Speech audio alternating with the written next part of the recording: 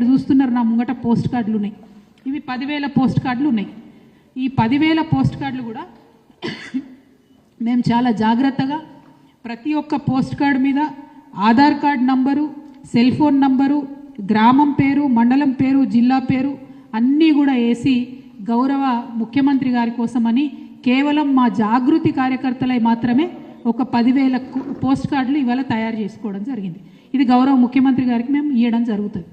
జాగృతి ఆధ్వర్యంలో కేవలం మా జాగృతి ఆడబిడ్డలో కార్యకర్తలై మాత్రమే 10,000 పోస్ట్ కార్డులు ఇవాళ సేకరించి మీకు ఇక్కడ చూపిస్తూ ఉన్నాం. ఎందుకోసం చూపిస్తున్నామంటే మీరు మార్చి 8 నాడు 2,500 ఇస్తున్నామని ప్రకటించకపోతే ఈ 10,000 ఆడబిడ్డలం తెలంగాణలో ఉన్న 10,000 గ్రామాలలో పోతాం. వేలాదిగా లక్షలాదిగా ఇట్లాంటి పోస్ట్ కార్డులే తయారు చేసుకొని మీ సోనియా గాంధీ గారికి 10 జనపథ్కి మేము పంపుతామని ఈ సందర్భంగా ప్రభుత్వానికి మేము హెచ్చరిక చేస్తూ ఉన్నాం. మీకు ఇప్పుడు ఇస్తున్నాం ముఖ్యమంత్రి గారికి. మీరు ముఖ్యమంత్రి అంటే రాష్ట్రానికి ఒక అన్నలాగా, ఒక తండ్రిలాగా ఆడబిడ్డల్ని కడుపులో పెట్టి చూసుకోవాల్సినటువంటి పొజిషన్లో మీరు ఉన్నారు.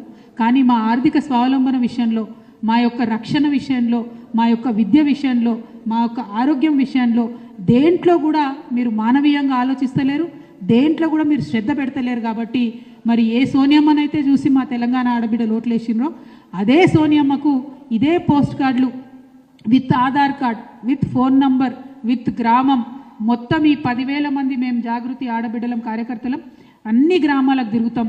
లక్షలాదిగా సోనియా గాంధీ గారికి 10 జనపథ్కి మరి కార్డులు పంచుతామని కూడా ప్రభుత్వానికి హెచ్చరిక చేస్తూ ఉన్నాము. ఆడబిడ్డల పట్ల మీరు అలక్ష్యం వహించకండి. మీరు అన్ని స్కీమ్లు రివ్యూలు చేస్తున్నారు, అన్ని చేస్తున్నారు.